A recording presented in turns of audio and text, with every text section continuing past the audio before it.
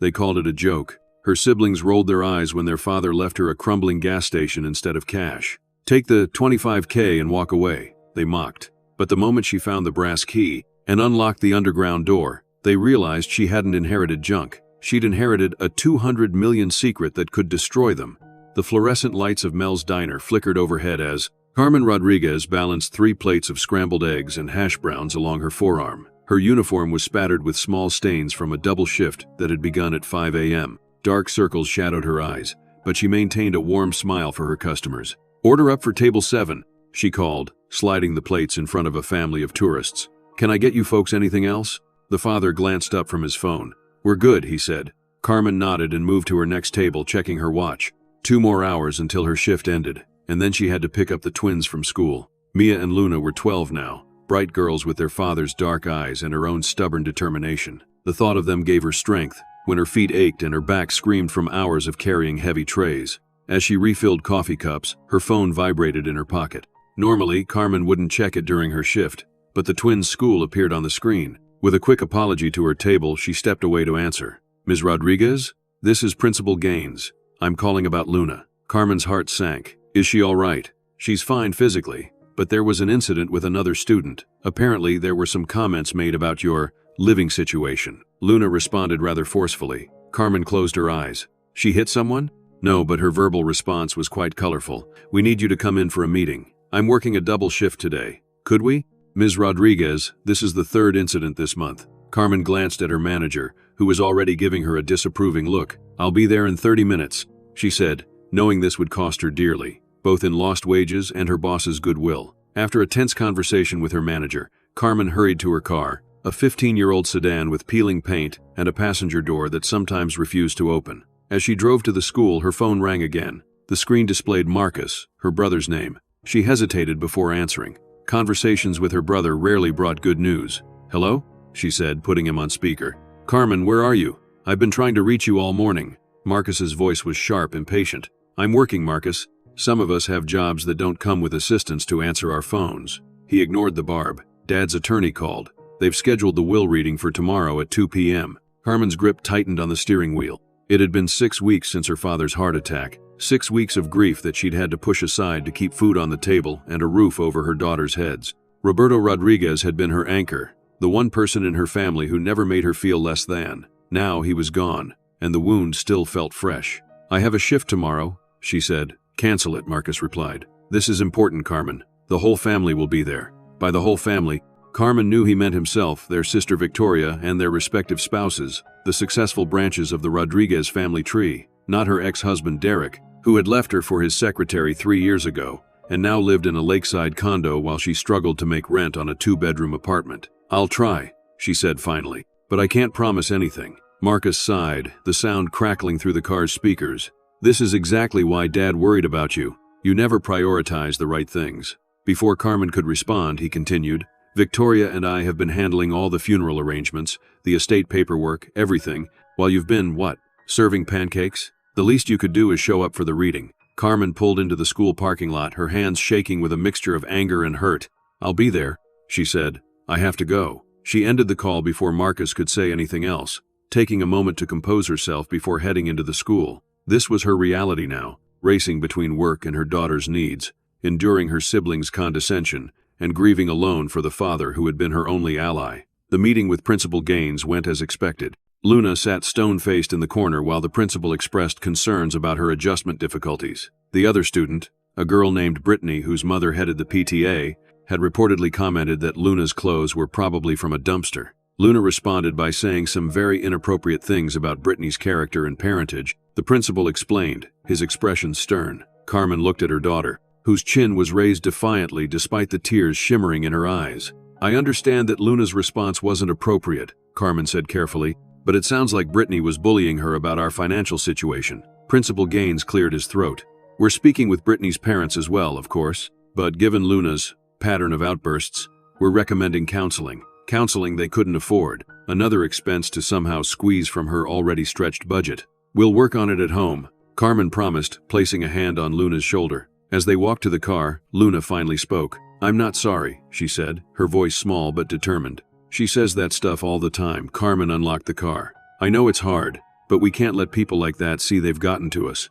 Dad would have let me fight back, Luna muttered, climbing into the back seat. He said sometimes you have to stand up for yourself. Carmen felt a fresh wave of grief wash over her. Derek had been largely absent since the divorce, appearing for occasional weekends and school events when it suited him. His child support payments were sporadic at best, despite his well-paying job. Yet somehow, in the twins' eyes, he remained the fun parent, the one who understood them.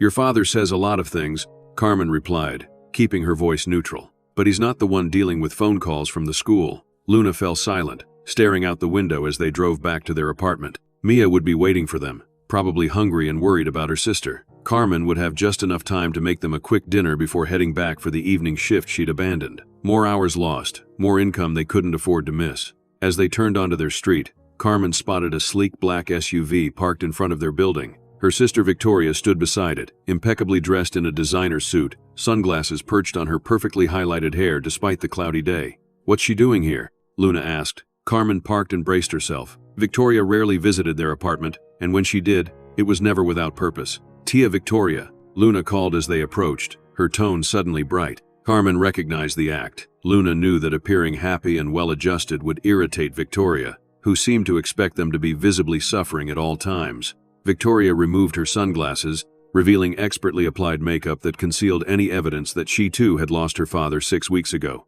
Luna, darling, she said, offering air kisses. How are you bearing up? I'm good, Luna replied cheerfully. Mom's teaching me how to make Dad's special empanadas. Victoria's gaze flicked to Carmen, a flash of something, annoyance. Surprise? Crossing her features. How? Therapeutic, she said. Carmen, could we speak privately? Inside the cramped apartment, Mia was at the small kitchen table, textbooks spread around her. Unlike her sister, Mia channeled her feelings into academics, maintaining perfect grades despite everything. She looked up as they entered, her expression brightening briefly at the sight of her aunt before returning to its usual careful neutrality. Tia, she said politely, standing to offer a hug that Victoria returned stiffly. Girls, why don't you go to your room while I talk to your aunt? Carmen suggested, setting down her purse. Once the twins had disappeared behind their bedroom door, Victoria surveyed the apartment with barely concealed disdain. Her eyes lingered on the sagging couch, the mismatched dishes drying by the sink, the water stain on the ceiling that the landlord had promised to fix months ago. Marcus said you were being difficult about tomorrow, she said. Carmen sighed. Too tired for pretense. I wasn't being difficult. I was being realistic. I have to work. It's Dad's will reading, Carmen. Surely even you can arrange coverage for one afternoon. Even you. The words hung in the air, heavy with implication. Even you, the family disappointment. Even you, the one who couldn't keep her marriage together. Even you, the college dropout working as a waitress at 38. I already told Marcus I'll be there, Carmen said, keeping her voice level. Is that all you came to say? Victoria moved to the small window, looking out at the view of the parking lot. No, actually. I wanted to give you a heads up. Marcus and I have been going through Dad's finances. Something in her tone made Carmen tense. And it's worse than we thought. The gas station has been losing money for years. There are back taxes, outstanding loans. Victoria turned, her expression a practiced blend of concern and resignation. Dad wasn't the best businessman, we all know that. Carmen felt a familiar defensiveness rise within her. He managed to support a family of 5 and put you and Marcus through college on that gas station's income. That was 20 years ago, before the chain stations moved in. The last few years have been difficult. Marcus and I have been helping him make ends meet. This was news to Carmen. He never mentioned that to me. Victoria's smile was thin. He wouldn't, would he? Not to you. He always wanted to be your hero. The words stung because they contained a grain of truth. Roberto had always protected Carmen, from childhood bullies to her siblings' criticisms to her ex-husband's cruelty. Even when she'd made mistakes, dropping out of college to marry Derek, putting her own ambitions on hold to support his career. Why are you telling me this now? Carmen asked. Because the estate is complicated. There are debts to settle, the property to deal with. Marcus and I think it's best if we handle everything. You have enough on your plate with, she gestured vaguely at the apartment. All this. I want to help, Carmen insisted. Dad was my father too. Of course he was, Victoria said, her tone softening into something almost patronizing. But let's be practical. What do you know about estate law or property management? Before Carmen could respond, the front door opened and Derek appeared. Still in his sales director suit, his expression thunderous. He barely acknowledged Victoria before turning to Carmen. Where's Luna? He demanded. I got a call from the school. Carmen felt a headache building behind her eyes. She's in her room. There was an incident with another student. It's been handled. Derek's face reddened. Handled? This is the 3rd time this month, Carmen. If you can't control her, Perhaps I should go, Victoria interjected smoothly, clearly uncomfortable witnessing this domestic discord. She gathered her designer purse and slipped past Derek with a murmured, "Good to see you." Once Victoria had left, Derek lowered his voice, aware the twins might hear. "This is exactly what I was talking about in our last custody discussion. Your living situation, your work hours. The girls need stability." Carmen felt her patience snap. What they need is a father who pays his child support on time and doesn't cancel weekends when his new wife makes other plans.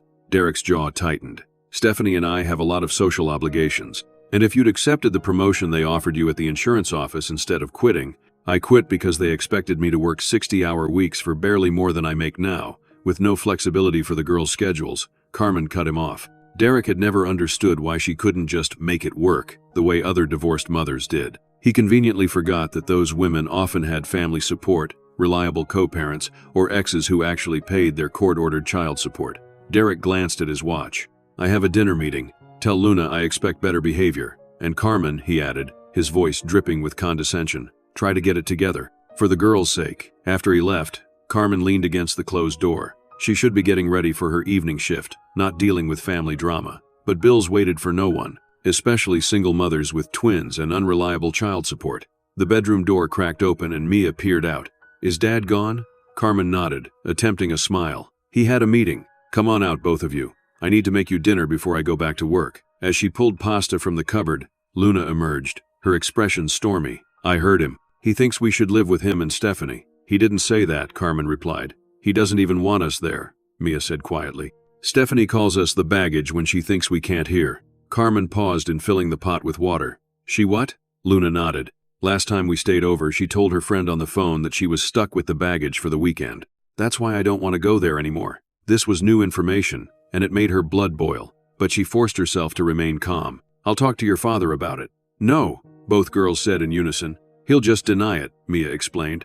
"And then Stephanie will be even worse next time." Carmen looked at her daughters, these perceptive, resilient girls who were navigating a world much more complicated than any 12-year-old should have to face. They'd lost their grandfather, endured their parents' divorce, and now dealt with school bullies and a stepmother who resented their very existence. "What would you like me to do?" she asked them. The twins exchanged a look, having one of those silent conversations that never ceased to amaze Carmen. "Nothing," Luna said finally. "We can handle Stephanie. Just, don't make us go there more than we have to." Carmen nodded slowly. "Okay, but promise you'll tell me if things get worse." As she cooked dinner, a simple pasta with sauce from a jar, nothing like the elaborate meals her father used to prepare, Carmen's mind returned to Victoria's visit and the upcoming reading. What had her sister meant about the gas station's finances? Roberto had owned Estrella gas station for as long as Carmen could remember. It was a small operation on the edge of town, with just 2 pumps and a tiny convenience store attached. In recent years, business had slowed as bigger chains opened nearby, but her father had always seemed to make ends meet. Had he really been struggling so much that Marcus and Victoria had been helping him financially? And if so, why hadn't he ever mentioned it to Carmen? The thought that her father might have been suffering silently, too proud to admit his difficulties, broke her heart. After dinner, Carmen changed back into her waitress uniform and called Mrs. Patel from the apartment upstairs, who watched the twins when Carmen worked evenings. Another expense she could barely afford. "I shouldn't be later than 11, Carmen told the older woman as she prepared to leave. "The girls have homework to finish, and then bed by 9:30, please." "Don't worry," Mrs. Patel assured her. "We will be fine." The evening shift at Mel's was busy, a small blessing that kept Carmen too occupied to dwell on the day's events. Still, as she carried plates and wiped tables, her mind kept returning to tomorrow's will reading. What would her father have left behind? Certainly not much of material value, if Victoria was to be believed. The memories came unbidden as she worked. Her father taught her to change a tire when she was 10. His patient voice guided her through math homework. The pride in his eyes when she won the art competition in high school. His quiet support when she told him she was pregnant at 22, and Derek had proposed. Even after the divorce, when her siblings made their disappointment abundantly clear, Roberto had never wavered. "Life is not a straight road, mija," he would say. "Sometimes the most beautiful views come after the hardest climbs." By the time Carmen returned home, paid Mrs. Patel, and checked on her sleeping daughters, it was nearly midnight. She should sleep. Tomorrow would be another long day. But instead, she found herself pulling out the old photo album her father had given her last Christmas. "So you remember where you come from?" he had said, his English still heavily accented even after 40 years in America. The album was filled with photos of Roberto as a young man, newly arrived from El Salvador with nothing but determination and a dream. There he was outside the gas station the day he bought it, his smile wide and proud. Carmen as a toddler, sitting on his shoulders. Family picnics, birthdays, graduations. Roberto had documented it all, creating a visual history of their family's journey. The last photo in the album was recent, Roberto with the twins at their 12th birthday party. His health had already been failing, though he'd hidden it well. Now, looking at the picture, Carmen could see the fatigue in his eyes, the slight strain in his smile. Carmen closed the album, wiping away tears. Tomorrow she would face her siblings, her ex-husband, and the reality of her father's estate. But tonight, she allowed herself to simply grieve the man who had been her constant support. "I miss you, Papi," she whispered into the quiet apartment. The next day dawned gray and drizzly, matching Carmen's mood as she prepared for the will reading. She had called in sick for her morning shift. Her manager had been understanding but firm. One more absence this month would put her job at risk. After seeing the twins off to school with extra tight hugs, Carmen stood before her closet, considering her options. She didn't own many formal outfits. Finally, she settled on a simple black dress she'd worn to a wedding last year, paired with her only decent pair of heels. As she applied minimal makeup, Carmen's phone rang. It was Derek again. "I've been thinking about Luna's situation at school," he began without greeting. "Stephanie and I were talking, and we think it might be best if the girls spent more time with us. My neighborhood has better schools." "Not now, Derek," Carmen interrupted. "I'm on my way to my father's will reading." There was a pause. "Right, I forgot that it was today. Any idea what he left you?" The question was too casual, too pointed. "Why do you ask?" "Just curious. He owned that gas station free and clear, right? That's a valuable piece of commercial real estate. So that was it." Derek was fishing for information about potential assets. Even after 3 years, his opportunism could still surprise her. "I have to go," she said. She ended the call and finished getting ready, a new worry adding itself to her growing collection. If Derek thought she might be coming into money, he would certainly use it to argue for reduced child support, or worse, push for custody changes. The attorney's office was downtown, in one of the glass and steel buildings that made up the city's modest skyline. Carmen parked her aging sedan in the public garage 2 blocks away, not wanting to pull up beside Marcus's Tesla or Victoria's Range Rover. As she walked, clutching her father's photo album to her chest like a shield, Carmen rehearsed what she would say to her siblings. The receptionist directed her to the 3rd floor, where Michael Reeves, her father's attorney, had his practice. When Carmen stepped off the elevator, she immediately spotted her family in the waiting area. No one noticed Carmen's arrival at first, giving her a moment to observe them. They looked like what they were: successful, polished professionals with expensive tastes and busy schedules.